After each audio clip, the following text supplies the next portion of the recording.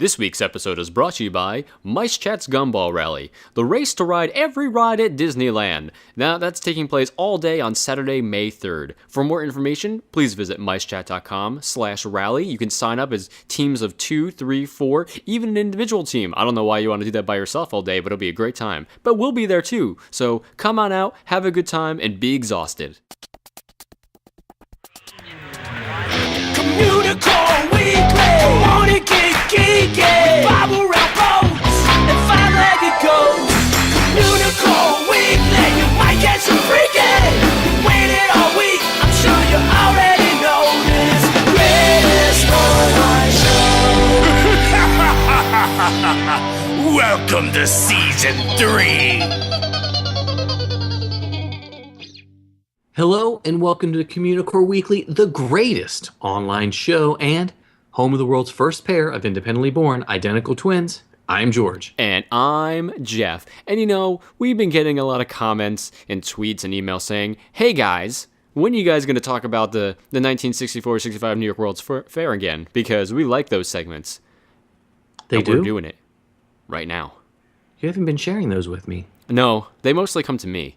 Huh. I don't know. I mean, I gave you the email for the password for the email, but then, you know, that virus thing's been going on all over the place. That's been eating passwords. So I just changed our password so you can't get into it.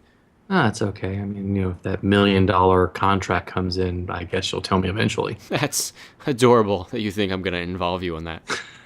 It's so cute. Anyway, so maybe we should jump back into the World's Fair stuff. It's the 50th anniversary of the 64 World's Fair and the 49th anniversary of the 1965 part. Now, out of all the pavilions that Disney worked on the New York World's Fair of 1964-1965, the one that bears the greatest hallmark of Walt's personal touch is General Electric's Progressland. Now, of course, the star of the show was the Carousel Theater of Progress, and that was a depiction of suburban life throughout the 20th century and how appliances and the electric age influenced how, you know, typical American families lived and worked and played in a quickly changing time.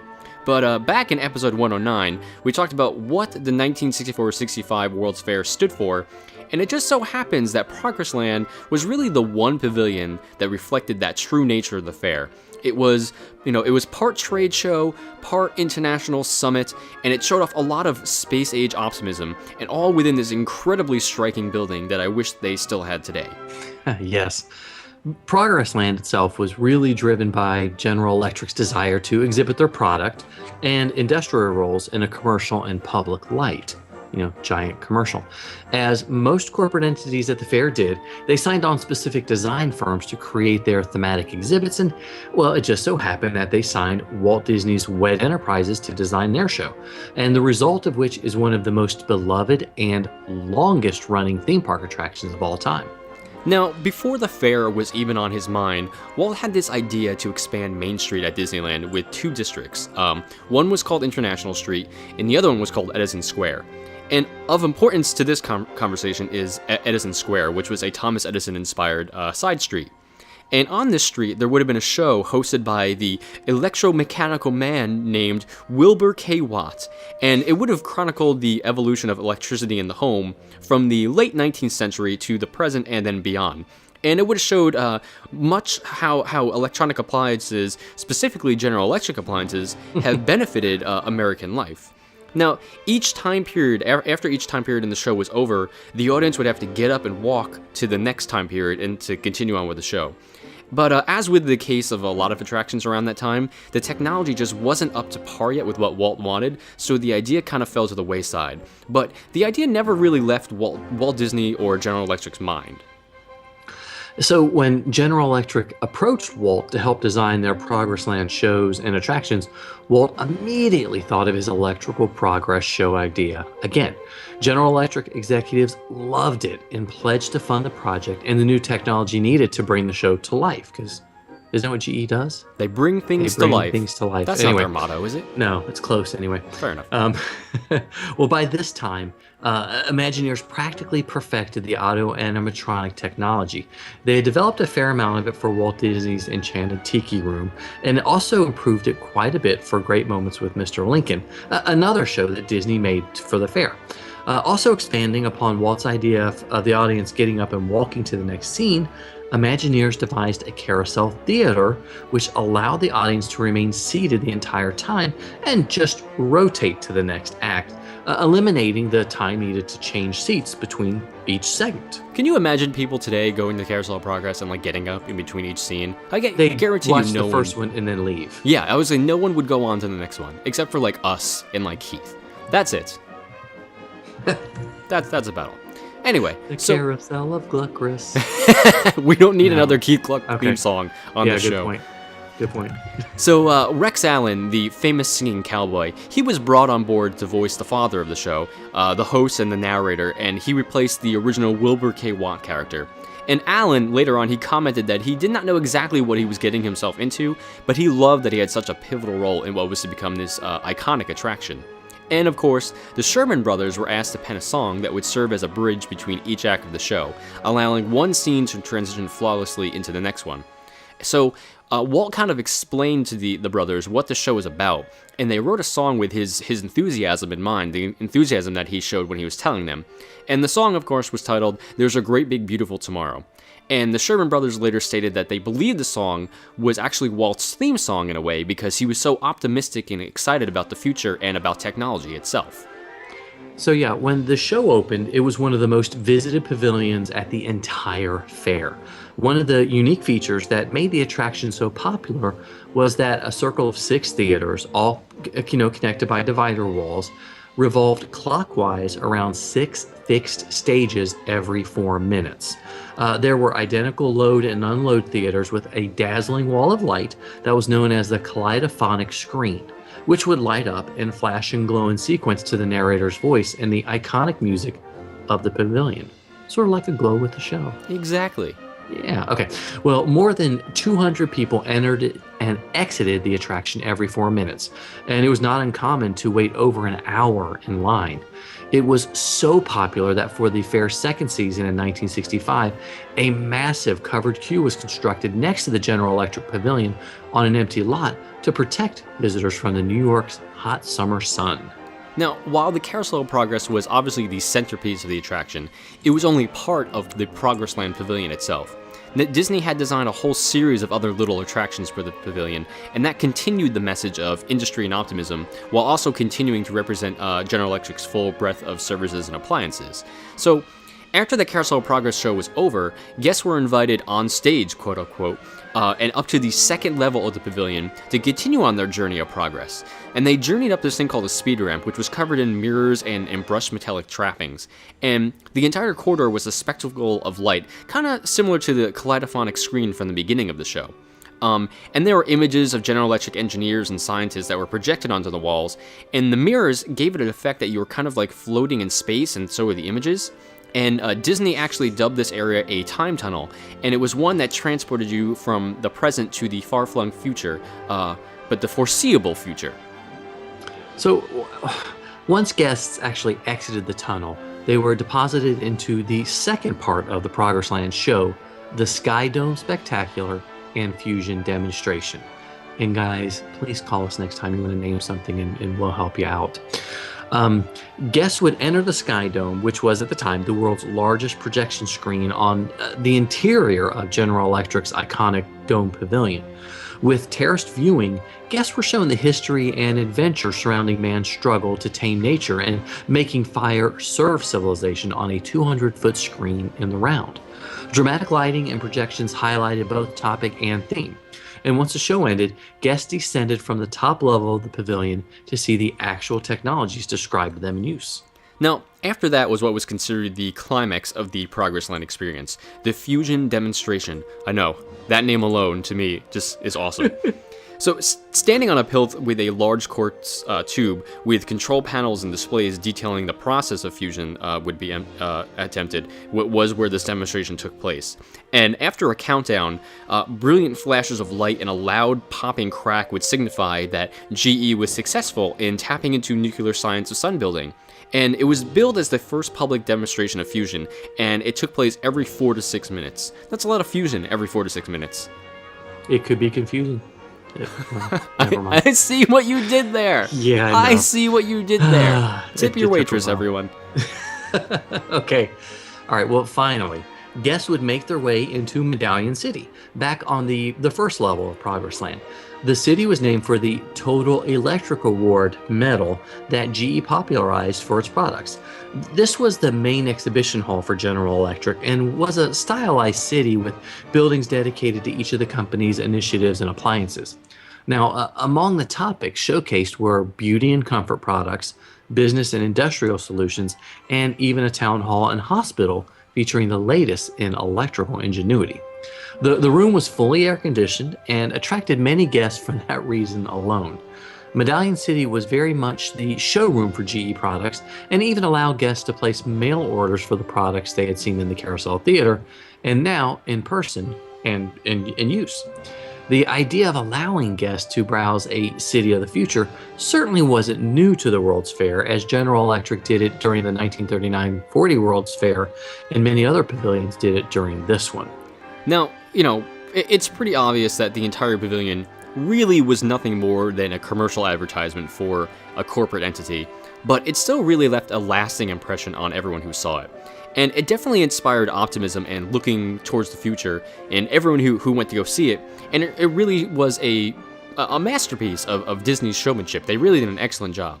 And of course, after the fair ended, the Carousel of Progress show was moved to Disneyland for some time, and now it continues to rotate at Walt Disney World's Magic Kingdom, while the actual location of Progressland in New York, the Flushing Meadow Corona Park, a bathroom sits very close nearby now, and nothing really remains of the pavilion, which is upsetting, because it was pretty gorgeous, but it's not even a bathroom of the future? No. The bathroom is like maybe 20 yards in front of where Progressland used to be.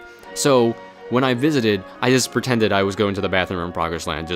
Did you take a moment? Did you sit for about 4 minutes, and then got up and sat for another 4 minutes? This turned into a bathroom break segment, and I don't think I'm comfortable with it any longer.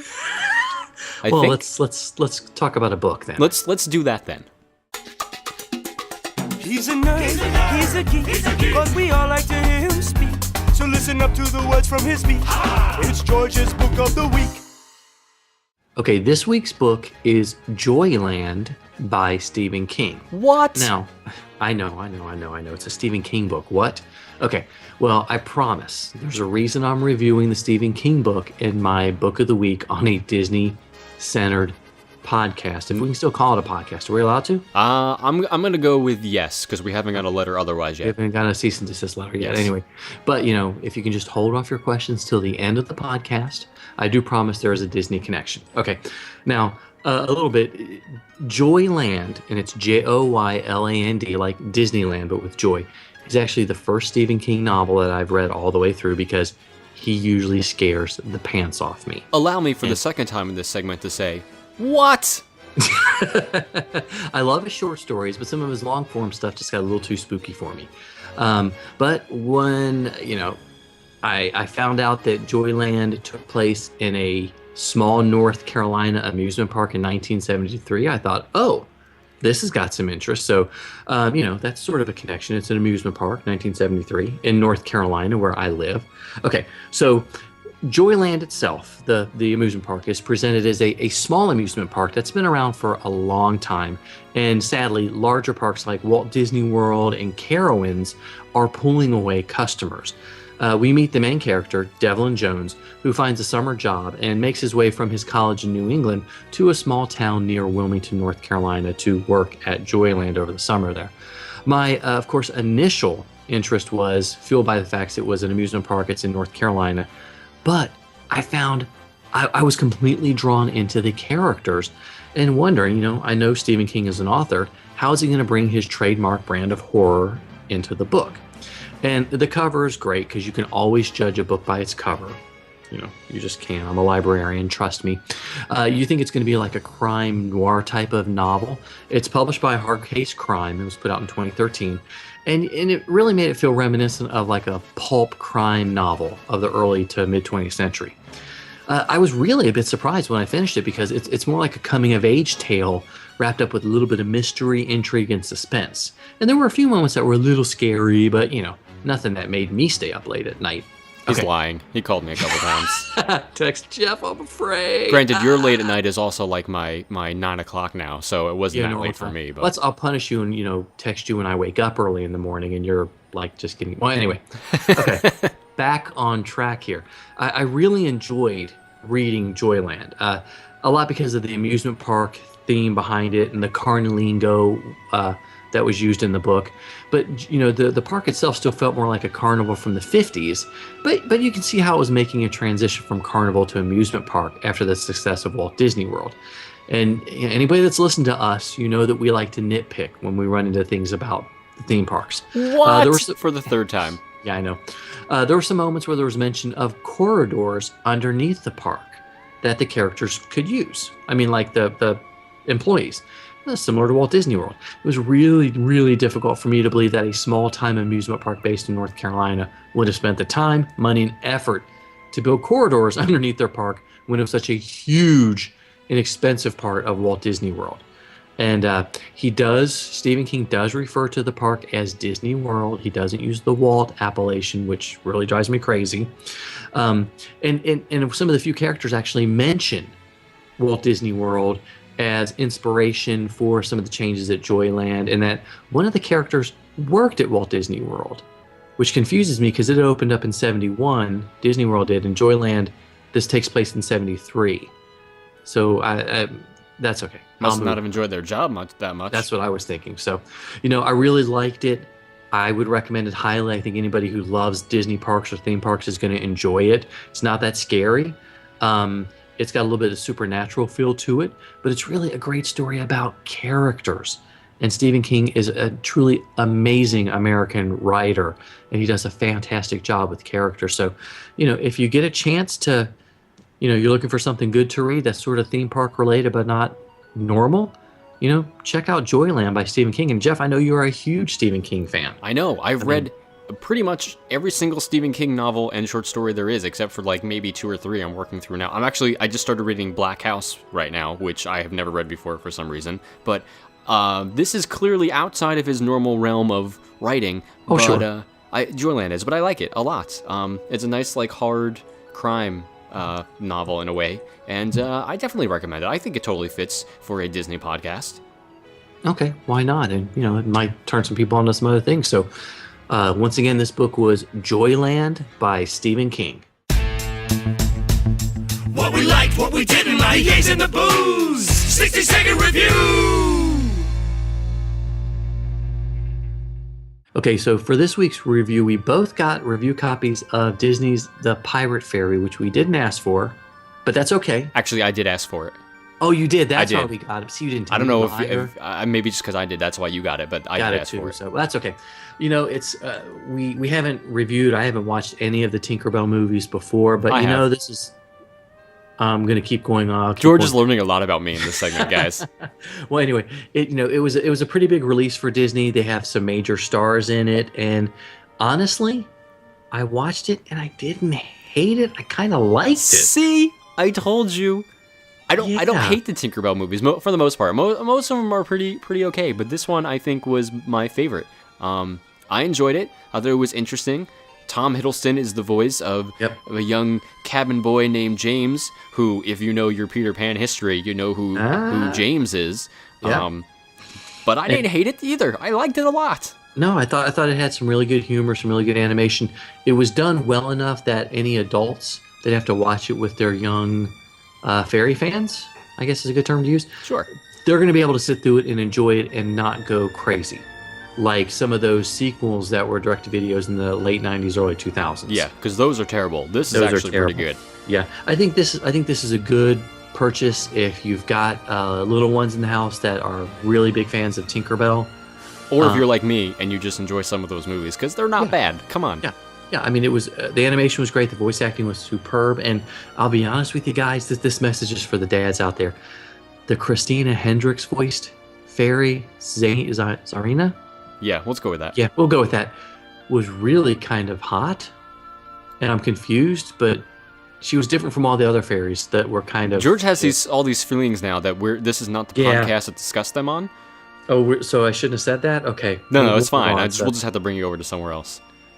We'll make you talk to like Dr. Drew or Adam Carolla or something. We'll do that one. So, but I think this is it. It was fun. I enjoyed it, and if you've got little fans in the house, it's a definite purchase. I agree. Get it, because I thought it was pretty good, and that's pretty much all there is to it.